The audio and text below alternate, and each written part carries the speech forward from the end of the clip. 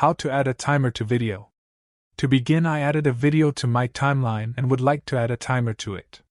Start by going to Effects panel and search for timecode, drag and drop timecode effect into your video. With your video selected, go to Effect Controls and go under timecode to see its properties. Play around with the size and position value to set the size and position of the timer. To remove this icon next to timer, make sure field symbol is disabled. If you want the frames count and not the timer, you can set the format to frames, but I want the timer, so I set it back to SMTE. I think it's better to set timecode source to clip and not media.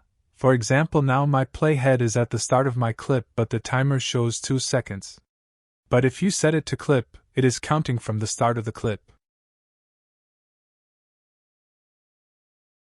You also increase the opacity if you want a darker background for the timer. Anyway guys, thanks for watching and I hope you found this useful.